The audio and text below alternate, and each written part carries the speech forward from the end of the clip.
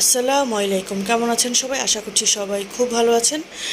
আজকে সকালবেলায় ঘুম ভেঙেছে প্রচণ্ড মাথা ব্যথা ঘাড়ে ব্যথা নিয়ে, তাই ঘুম থেকে উঠেই কোনো দিকে না তাকিয়ে নিজের জন্য এক কাপ চা বসিয়ে দিলাম। আর ডিম দিয়ে নাস্তাটা সেরে নিব ভেবেছি, একসাথে চাও বানিয়ে নিয়ে বসেছি।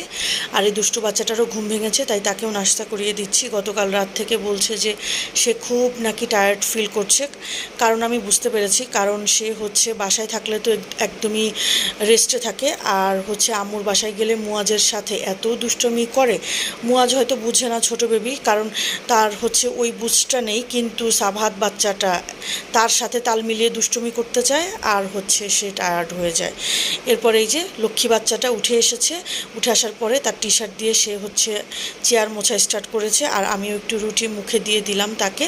আর এদিকে দেখেন খাটের নিচে কিছু একটা ঢুকিয়ে ফেলেছে, এরপরে কান্না করছে।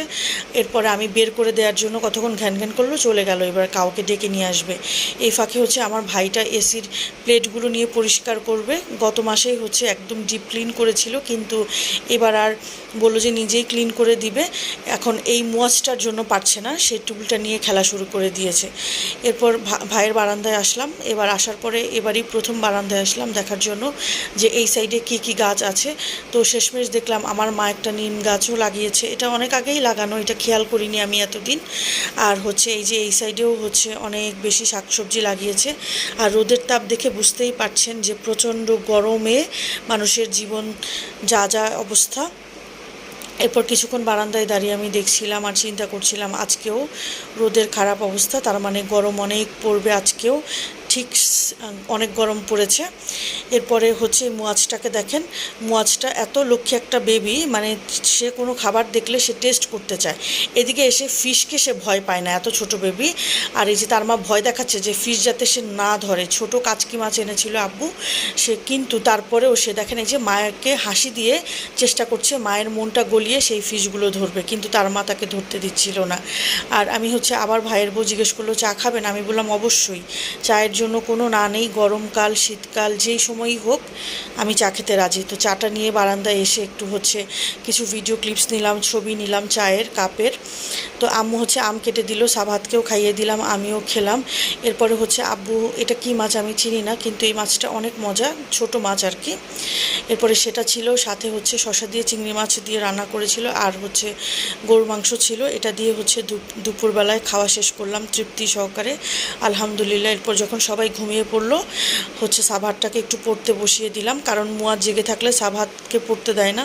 ও ছোট মানুষ, বুঝে না, খেলতে চায়। সাভাতটাকে নিয়ে সারাক্ষণই সে তার বোনের সাথে থাকতে চায়। তো যাই হোক, সেই সুযোগে একটু দুষ্টুটাকে বসিয়ে দিলাম, যেহেতু মুয়াজ ঘুমাচ্ছিল।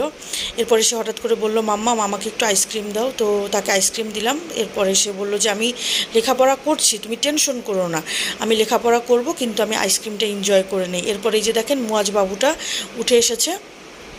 সে যেই খাবারটাই দেখুক না কেন, সে প্রথমেই টেস্ট করতে চায়। এটা একটা ভালো দিক বাচ্চাদের। যদি খাবারের টেস্ট তারা নাই বুঝে, তাহলে কিন্তু খেতে যাবে না। যেরকম আমার সাভারটা কোনো খাবারের টেস্ট সে প্রথমেই করবে না। আর এই জন্যই সে খাবার শিখতে তার 7-8 বছর পার হয়ে গেছে। কিন্তু মুয়াজ বাচ্চাটা মাশাল্লাহ এই দিক দিয়ে খুব ভালো। তার খাবার ভালো না লাগলে সে ফেলে দেয়, কিন্তু সে খুব এনজয় করে। প্রথমে সে খুব ইন্টারেস্ট ফিল করে খাবার টেস্টের ব্যাপারে। মাশাল্লাহ মাশাল্লাহ।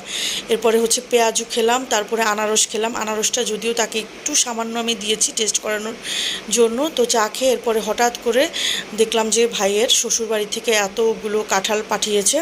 তো এগুলো দেখছিলাম আর ভিডিও ক্লিপস নিয়ে নিলাম। এরপরে আম্মু রাতের খাবারের জন্য ডাকলো, ছোট কাচকি মাছ চচ্চড়ি করেছিল। এটা এত মজা হয়েছে, অনেক বছর পরে আমার কাছে মনে হলো যে অন্য কোনো মাছ খাচ্ছি। এরপরে ইলিশ মাছের মাথা দিয়ে কাঁচকলা রান্না করেছিল, সেটাও খেয়ে নিলাম। এরপরে খেয়ে দিয়ে তৃপ্তি সহকারে মা মেয়ে মিলে একটা ঘুম দিয়ে দিলাম।